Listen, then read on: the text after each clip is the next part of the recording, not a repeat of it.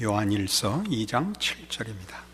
사랑하는 자들아, 내가 새 계명을 너희에게 쓰는 것이 아니라 너희가 처음부터 가진 옛 계명이니 이 옛 계명은 너희의 들은 바 말씀이거니와 다시 내가 너희에게 새 계명을 쓰노니 저에게와 너희에게도 참된 것이라. 이는 어두움이 지나가고 참빛이 벌써 비침이니라. 빛 가운데 있다 하며 그 형제를 미워하는 자는 지금까지 어두운 가운데 있는 자요, 그의 형제를 사랑하는 자는 빛 가운데 거하여 자기 속에 거리낌이 없으나 그의 형제를 미워하는 자는 어두운 가운데 있고 또 어두운 가운데 행하며 갈 곳을 알지 못하나니 이는 어두움이 그의 눈을 멀게 하였음이니라. 이 새 계명은 옛 계명이라고도 하고 새 계명이라고도 하는데, 이 새 계명은 요한복음 13장 34절에 예수님의 가르치심을 지시하는 것입니다. 그것은 새 계명을 너희에게 주노니 서로 사랑하라 하는 말씀입니다. 그러나 이것이 옛 계명이라는 것은 이미 주어진 말씀, 너희가 이미 알고 있는 것이다, 이미 시작된 것이고 내가 새삼스럽게 처음 이 말을 하는 것이 아니다 라는 의미에서 옛 계명이라고 하는 것입니다. 그러나 다시 그것을 8절에서 보는 바와 같이 새 계명이라고 다시 언급하는 것은 이 새 시대의 계명이다, 그런 뜻입니다. 이 새 시대라는 것은 예수 그리스도로 말미암아 시작된 이 신약 시대, 예수 그리스도의 십자가와 부활로 열린 복음의 시대의 계명이라는 의미에서 그렇습니다. 근데 이 사랑을 가지고 무슨 얘기를 하느냐 하면, 형제를 사랑하는 자는 빛 가운데 있는 자요, 형제를 미워하는 자는 아직도 어두운 가운데 있는 자라 라고 신자들을 말하자면 구별하며 그 구별의 기준으로 제시하고 있습니다. 이런 구별과 이런 경고들은 말하자면 지금 이 서신을 쓰고 있는 대상인 공동체 안에, 신앙의 공동체 안에 심각한 대립이 있는 것을 우리에게 암시하고 있습니다. 이 대립은 아주 심각해서 지금 사도 요한의 표현대로 하자면 2장 18절에 아이들아, 이것이 마지막 때라 적 그리스도가 이르겠다 함을 너희가 들은 것과 같이 지금도 많은 적 그리스도가 일어났으니 이러므로 우리가 마지막 때인 줄 아노라 해서 아주 심하게 이 사랑을 하지 않는 자들은 불신앙 정도가 아니라 적 그리스도라 이렇게 표현하고 있습니다. 적 그리스도라는 것은 우리 잘 아는 대로 참된 그리스도를 회방하며 참된 신앙을 미혹해 하는 자입니다. 그러니까 같은 신앙 고백을 하고 있고 같은 신앙 공동체 내에 있지만 저들은 아니라, 그런 얘기인 셈이죠. 거기에 왜 이런 사랑이라는 문제가 심각하게 도입되고 있는지 우리가 분명하게 확인을 해야 됩니다. 우리는 다 같은 신앙 고백을 가지고 있습니다. 다 같은 신앙 고백을 가지고 있다는 것은 예수를 믿으며 하나님의 창조주 되심과 심판자 되심을 믿습니다. 사도신경을 신앙 고백으로 같이 고백할 수도 있고, 또 성경의 모든 내용들에 대한 표현들을 예수를 믿어 구원을 얻었다라든가 주께서 나를 위하여 죽으셨다라는 고백들과 표현을 쓸 수 있습니다. 그럼에도 불구하고 그것만으로는 부족하다라고 얘기를 하는 겁니다. 왜냐하면 그 고백들이 가지는 내용이 사랑이라는 것으로 드러나지 않으면 그 고백들은, 말하자면 그 고백을 하는 자가 아직도 그 고백의 내용을 제대로 소유하고 있지 못하거나 그 고백 자체가 진실한 것이 아닐 수 있다라고 얘기를 하는 셈입니다. 그래서 우리는 매우 조심스럽게 오늘의 내용을 검토해 봐야 합니다. 같은 신앙 고백을 하는데도 불구하고 우리는 교회사 내내 말하자면 교회 내에서 심각한 신학적 싸움이 있었던 것을 잘 압니다. 그 대표적인 것이 기독론이었습니다. 기독론이라는 건 예수 그리스도가 하나님이면서 동시에 사람이라 하는 문제에 대한 심각한 논쟁이 있었고, 또 구원론에 대해서도 하나님의 전적인 은혜라 하는 주장과 인간의 책임이라 하는 주장 사이에도 심각한 논쟁이 있었습니다. 교회론에 대해서도 교회가 어떠해야 하는가 하는 문제는 아직까지도 그리고 앞으로도 가장 중요한 신학적인 또는 신앙적인 논쟁거리가 될 것입니다. 기독교의 과거를 돌이켜 볼 때 앞으로 미래의 기독교가 심각하게 문제가 될 신학 내용이 무엇이냐 할 때는 이 교회론, 성령론, 그다음에 종말론들을 듭니다. 우리 지금 한국교회의 형편도 가만 보시면 신학적인 구별보다는 외형적인 구별이 훨씬 앞서서 그 교회가 어디 있냐, 얼마나 크냐 이렇게 묻고 있지, 예수를 믿는다 하는 것으로 그 다음엔 더 이상의 구별을 하지 않으려는 시대에 우리가 살고 있습니다. 그러나 신학 논쟁이라는 건 참으로 심각한 것으로서 하나님께서 예수 그리스도 안에서 이미 이루시고 그리고 우리에게 약속하시고 지금 그 일을 행하시는 방법이 어떤 식이냐 하는 데 대한 신학적인 이해가 있어야 합니다. 그건 교회 안에서 신앙생활을 어떻게 하며 교회의 가치와 또는 하나님의 일하시는 방법이 어떤 것들인가에 대한 이해가 필요합니다. 그렇지 않으면 우리 현대에 이미 그렇게 됐고 앞으로도 가장 크게 영향력을 행사할 것이라고 생각하는 교파가 이 오순절파라 그렇게 예측을 하고 있습니다. 오순절 성령운동파는 우리 보통 한국교회에서 보면 순복음교회가 그 대표적인 교단입니다.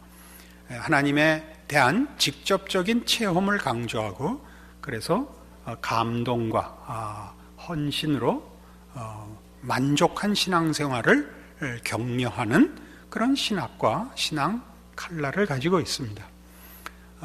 우리가 속해 있는 장로교는 그것보다는 좀 더 엄격한 권위와 또 질서를 그리고 하나님의 은혜와 섭리를 더욱 강조하는 그런 분위기 속에 있습니다. 어느 게 맞고 어느 게 틀리냐 하는 싸움까지는 여기는 가지 않습니다. 그것은 다 필요한 부분들이고 어느 교파가 어느 쪽을 더 강조하느냐의 차이가 있을 것입니다.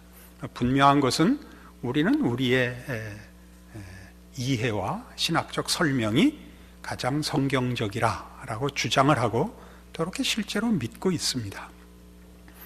그러나 한 개인이 신앙을 확인하고 그 신앙의 감동을 받는 데 있어서는 사실 논리라는 것은 그다지 큰 힘을 발휘하지 못하는 것 같습니다. 그죠? 체험이 더 큰 힘을 발휘하는 것 같습니다. 그러나 살아보면 사람은 자기가 경험하고 체험한 것으로 삶을 다 담아낼 수는 없습니다. 우리 장로교 신학의 강점은 그런 의미에서 세계와 역사와 인생을 다 담아내는 가장 우수한 신학이라 그렇게 얘기할 수 있습니다. 바로 이런 식의 이해의 필요성을 우리가 우리의 신앙 고백들에 어떻게 적용해야 되느냐 하면 오늘 본문과 연결할 때는 그의 예수 그리스도를 고백하는 신앙이 결과적으로 사랑을 결실하느냐 이렇게 물어야 됩니다. 그렇지 않다면 그의 고백은 공허한 것입니다. 예수를 믿는다, 하나님의 자녀라 라는 고백들은 다 거룩하신 하나님의 자녀로 부르심을 받는 것이요, 우리가 잘 아는 에베소서 4장 24절에 있는 바와 같이 의와 진리의 거룩함으로 지으심을 받은 새 사람을 입으라 라고 명시되어 있듯이 거룩으로 가는 싸움입니다. 그러니까 사랑을 논할 때 사랑이라는 말로 모든 것을 대체할 수 없듯이 사랑이란 말 그대로 그 사랑이 그의 행동과 생각과 실천에 모든 정황에 그것이 묻어나야 되는 것이지, 말을 한다고 해서 사랑이 성립하는 것이 아니듯이 우리의 신앙 고백도 그 신앙 고백이 사랑으로 결실되지 않는다면 그의 고백은 어딘가 문제가 있을 것입니다. 그가 고백한 고백의 진정한 의미를 이해하는 데 있어서, 항복하는 데 있어서 아직도 부족한 것일 수 있다. 그것이 오늘 본문의 가르침입니다. 그래서 우리는 사랑이 무엇이냐 하는 문제에 대하여 성경의 가르침에 대하여 좀 더 관심을 가지고 우리의 신앙을 점검하는 아주 중요한 성경의 가르침을 따른 기준으로 삼아야 합니다. 예를 들면 이것입니다. 고린도전서 13장으로 가셔서 우리 잘 아는 성경의 사랑에 대한 설명을 따라가 봅시다. 고린도전서 13장의 사랑장입니다.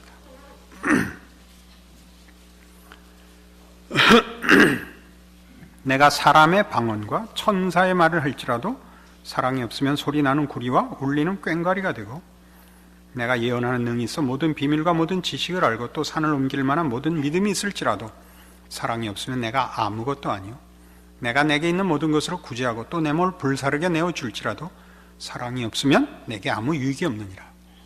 여기서 말하는 사랑의 아주 중요한 핵심은 이겁니다. 사랑과 분리되어 있는 것은 아무리 옳고 그리고 크고 굉장하더라도 가치가 없는 것이다. 그런 의미입니다. 그러니까 우리가 잘 생각해야 되는 건 뭐냐면, 옳기 때문에 사랑을 놓치는 경우는 허다합니다. 그죠? 옳다는 것이 전부가 아니고 사랑으로 가라는 것입니다.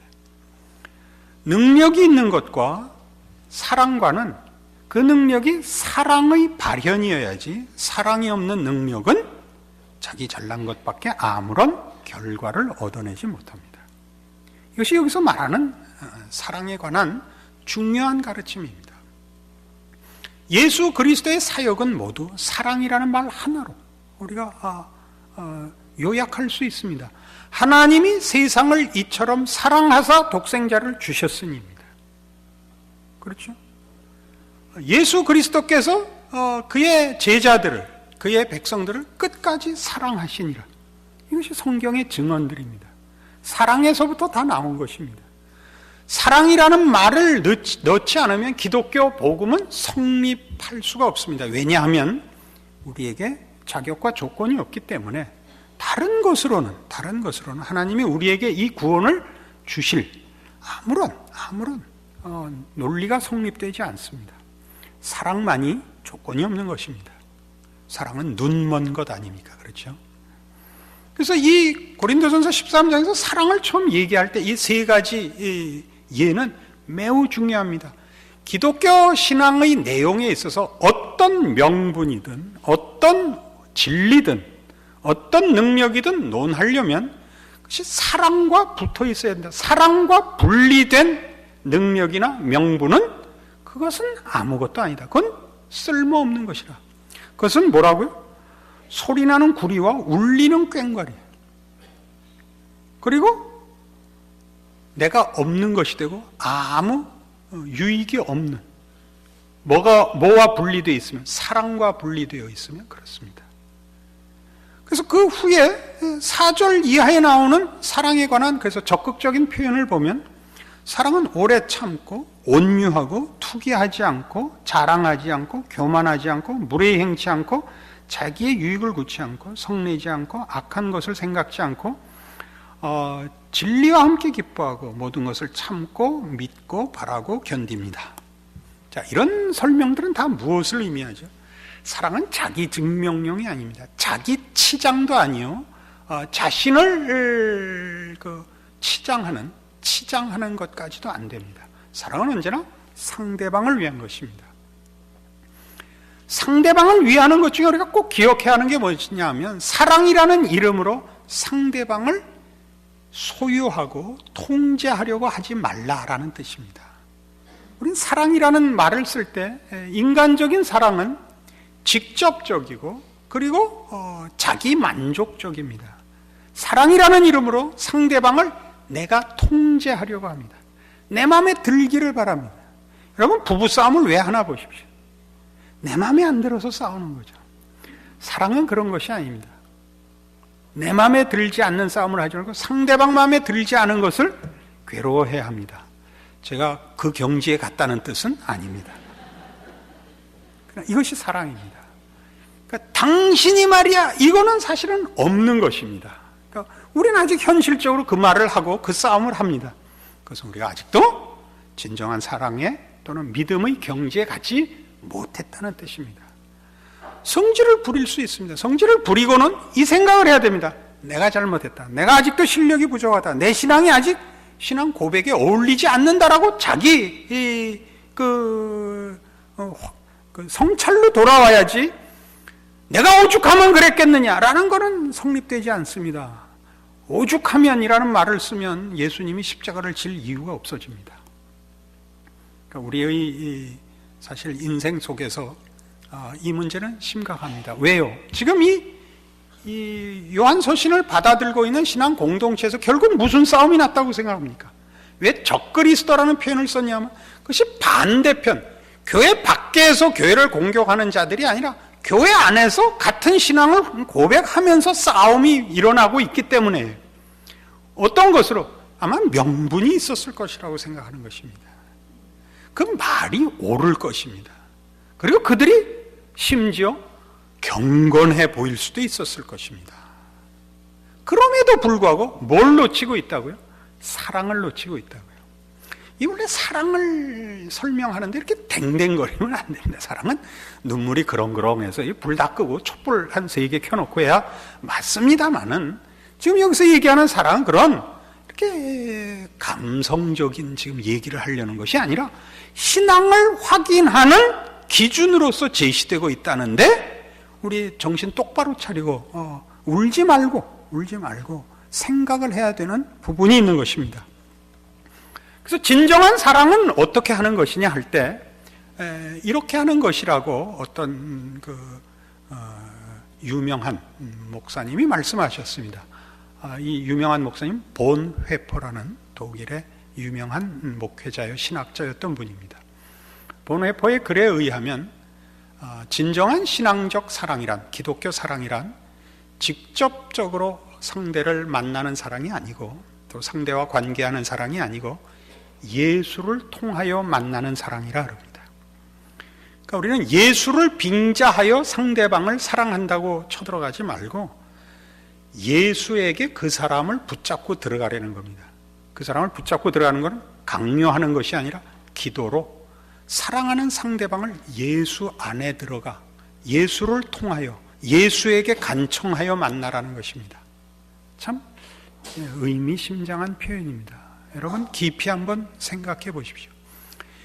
세상적이고 인간적인 사랑은 신앙이라는 이름을 앞세웠을 때라도 이 예수 그리스도를 배제하는 순간 둘 사이에는 아무것도 개입될 수가 없답니다. 둘 사이에 개입될 수가 없다는 건 진실이나 상대방에 대한 배려나 여유나 상식이나 예의까지도 거기는 개입을 못한다는 뜻입니다. 그러니까 우리가 누구를 좋아하기 때문에 상대방이 내 마음에 들기만을 바라는 욕심으로 상대방을 쥐고 흔든다는 걸 잊지 마십시오. 저를 존경하는 사람이 제 생각보다 많더라고요. 그럼 이 사람들이 와서 꼭 뭐라 그러냐면, 저는 목사님을 존경합니다, 좋아합니다, 그러니까 이렇게 해 주십시오 라고 얘기를 합니다. 설교할 때 제발 웃어 주십시오. 설교할 때 큰 소리 치지 말아 주십시오. 그 반대도 있어요. 목사님, 옛날이 더 좋습니다. 요즘 그렇게 부드럽게 하니까 맥이 빠집니다. 이건 나쁜 놈들이에요. 그러시면 안 돼요. 그건 제가 젊었을 때였습니다. 젊었을 때라는 것은 옳은 것만 주장하느라고 균형을 모르고 여유를 가지지 못했을 때, 젊었을 때의 패기로 그런 겁니다. 그건 젊었을 땐 상관이 없습니다. 그러나 나이가 들면 원숙해져야 됩니다. 아직도 이 가을철에 혼자 10% 둥둥하고 남아있으면 그건 이상한 겁니다. 지금은 단풍도 들고 그 낙엽도 지고 지금은 나이 든 때입니다. 제 나이 60인데 옛날 30살에 했던 것 같이 하라고 와서 사랑합니다, 존경합니다, 옛날로 돌아가 주시오 그러시면 안 됩니다. 나쁜 사람들입니다. 자기 좋아하는 자기 편을 들어서 지가 불만을 갖고 있는 것을 맹폭을 해달라는 그 요구에 불과합니다. 그는 진정으로 저를 좋아하는 것도 아니며 말하자면 저를 통하여 예수를 알게 되고 예수 믿는 신앙을 깨우친 것도 아닌 것입니다. 사탄아 물러가라. 여기다가 하겠습니다. 그러니까 앞으로 저를 찾아오시거든 조심해 주십시오. 그래서 우리 모두가 이 사랑을 성경적으로 얘기를 해보면 예수 그리스도 안에서 모든 것이 가능하다는 믿음 속에서만 사랑이 성립된다는 걸 알게 됩니다. 그러니까 원수까지 사랑할 수 있게 되는 이유는 원수되었던 우리를 하나님이 예수 안에서 용서하시고 구원하셨다는 사실에 근거해서 할 수 있는 일이 되는 것이지, 우리의 감정이, 우리의 신앙이 이렇게 넘쳐 흘러서 누구를 봐도 괜찮은 경지에 가는 일은 있을 수 없습니다. 이 세상에서는 일어날 수 없습니다. 김진원 집사님 누굴 그렇게 미워하셔서 이 순간에 아멘이 이렇게 크게 나오십니까? 그렇죠? 우리는 감당할 수 없는 사람들이 있습니다. 우리의 실력으로는. 그러나 구원이 예수 안에서 누구에게나 가능하듯이, 그래서 내가 이 자리에 있었듯이 우리의 사랑은 참는 것입니다. 그것이 신앙입니다. 마음에 걸리는 사람이 있고 넘어갈 수 없는 사람이 있다는 것으로 자책하지 마십시오. 제일 중요한 것은 믿고 바라고 견디는 것입니다. 그것이 사랑이지, 만나면 얼싸안고 그러는 것이 사랑이 아닙니다. 젊었을 때 그러는 겁니다. 젊었을 땐 그저 만나면 그저 어떡할 줄을 몰라서 쩔쩔쩔. 나이 들어보십시오. 3m 이내에서 같이 걸어가는 부부는 없습니다. 혹 길을 몰라서 손잡고 가는 사람은 있어도 그러지 않습니다. 그러나 젊은 사람들의 그 불길 치솟는 사랑이 진정한 사랑이고, 노인네들 덤덤한 것은 사랑이 식은 것이라, 이건 뭐 개뿔도 모르는 사람의 표현입니다. 그렇지 않습니다. 지금은 그저 여자분들 하는 얘기대로 그저 다 부인네가 어디 말없이 사라질까봐 다 전전긍긍하면서 목숨을 내놓고 사랑하고 있습니다. 그걸 좀 기억해 주시기 바랍니다. 이런 면에서 이런 사랑이야말로 신앙적이며 인생 속에서 이고온, 하나님이 우리를 인도하여 도달하게 한 진정한 사랑이라고 생각합니다. 그런 면에서 이 진정한 사랑의 아주 중요한 특징은 여러분 잘 음미해 주시기 바랍니다. 웃음입니다. 웃음. 웃는다는 건 무엇이냐 하면 본회포의 글을 한 번 더 인용하겠습니다. 잠깐 안경을 쓰고, 다른 이들과의 순수하게 영적인 관계는 차라리 위험한 것이다. 내가 진정한 마음과 진실과 신앙적으로 사랑을 논한다고 할지라도 다른 이들과의 순수하게 영적인 관계는 차라리 위험한 것이다. 왜냐하면 인간 조건과 본질상 부합되지 않기 때문이다. 인간 조건이란 노동과 영광과 혼란과 죽음이 있는 조건이다. 그것은 인간의 꿈과 존엄성과 인간의 현실 사이의 끊임없는 부조화의 한 단면이다. 이게 무슨 말인지 아시겠어요? 그러니까 우리는 진심이라든가 신앙이라는 이름으로 완전함을 요구합니다. 완전함을. 인간은 이상적으로, 명분적으로는 완전을 논할 수 있는데 현실은 그렇지 않습니다. 인간은 부조리 속에 살고 있습니다. 완전을 알고 있지만 그렇지 못한 현실을, 자기 수준을 짊어지고 살고, 그 완전과 이상을 추구하지만 지켜내지 못하는 현실을 살고 있습니다. 아니 그렇습니까? 그 부조화한 존재입니다. 그래서 우리는 웃을 수밖에 없습니다. 여기서 웃는다는 것은 자기 자신과 모든 인류에 대하여 그가 부조리한 존재라는 것을 넘어가는 것이 웃음이다, 그런 말입니다.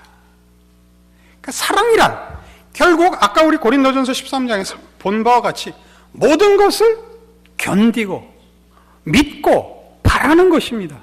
무엇을 믿고 바라죠? 예수 안에서 결국은 우리가 승리할 것이라 를 믿는 것입니다. 뭐와 같이? 우리의 구원과 같이. 그래서 우리가 원수를 사랑할 수 있는 것 같이, 원수 되었던 우리가 은혜를 입어 이 자리에 있는 것 같이, 오늘 어떤 원수도 예수 그리스도 안에서는 구원함도 얻을 것이요, 우리가 동일한 신앙 고백과 함께 예수 그리스도 안에서 허락된 모든 구원의 영광의 자리에 갈 수 있다는 걸 믿는, 그 믿음 때문에 원수를 사랑할 수 있는 것입니다.